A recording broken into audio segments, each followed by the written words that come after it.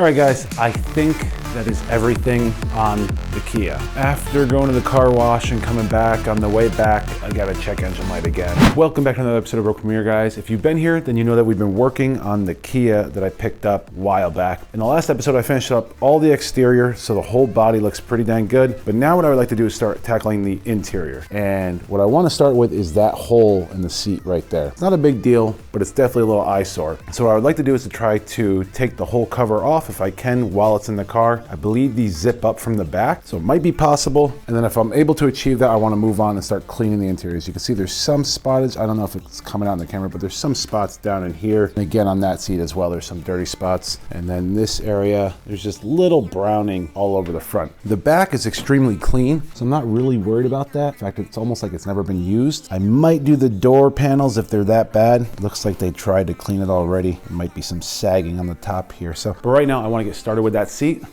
See you guys in a bit.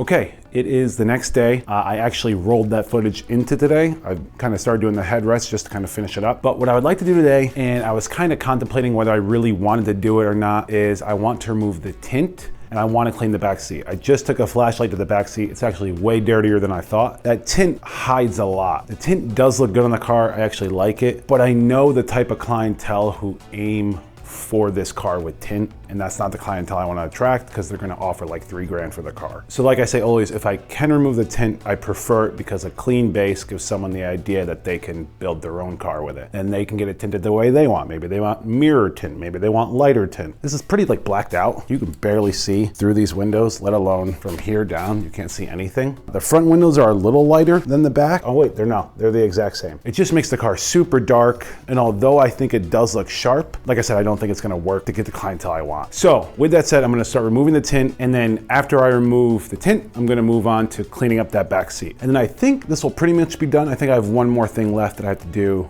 but we'll get to that later. Anyway, see you in a bit.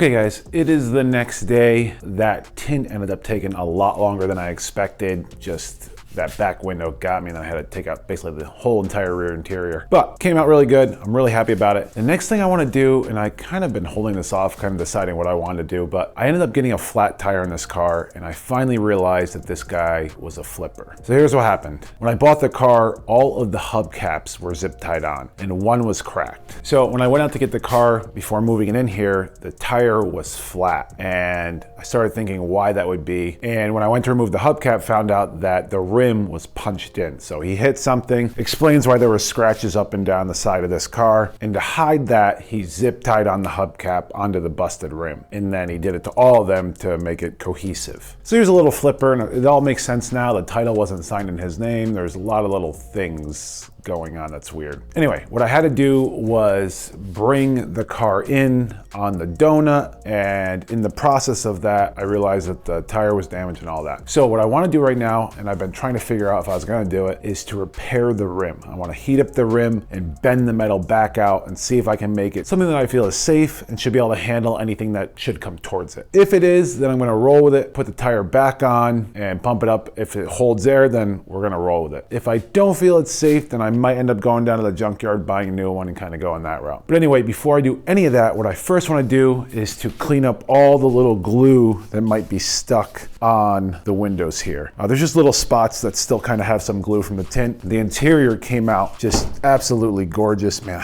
I know the lights don't really show you much, but I'm so happy with it. But without further ado, I'm gonna get after it. See you in a bit.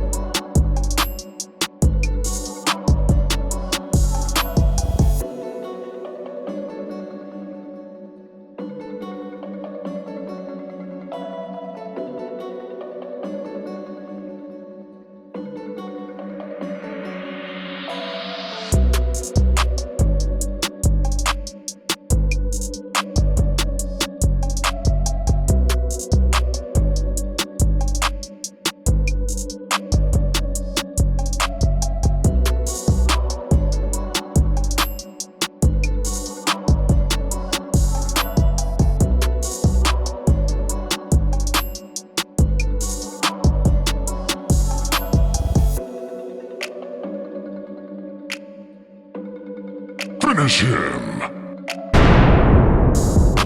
KO.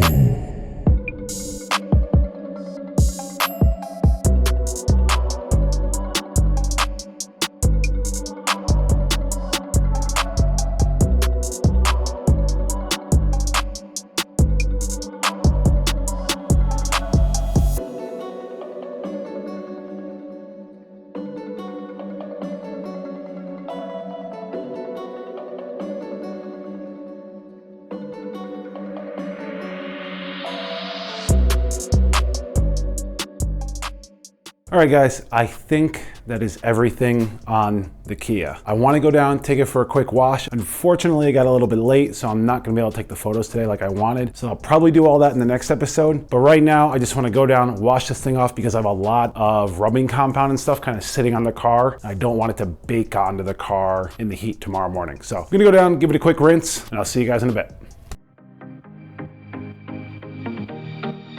Run.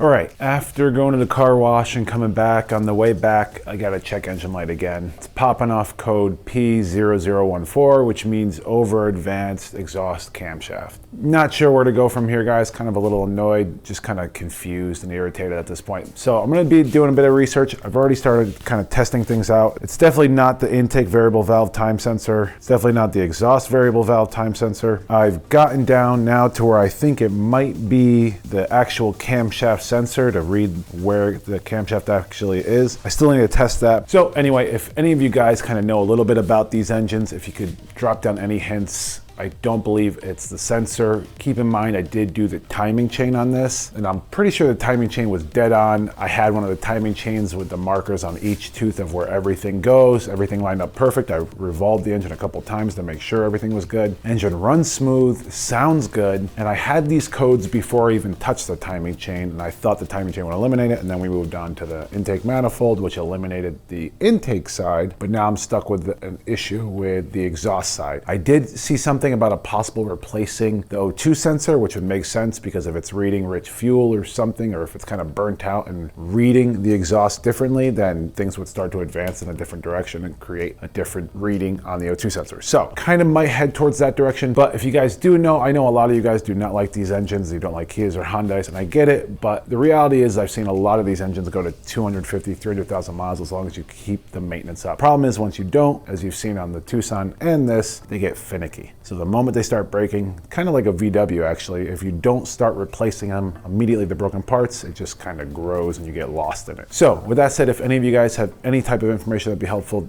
down below in the comments, I'd appreciate the heck of it. But I think that's gonna wrap up this episode. I did put this video here that I think you guys are gonna enjoy. So until next time, I hope you guys have a wonderful rest of your week. I'll see you then. Later, guys.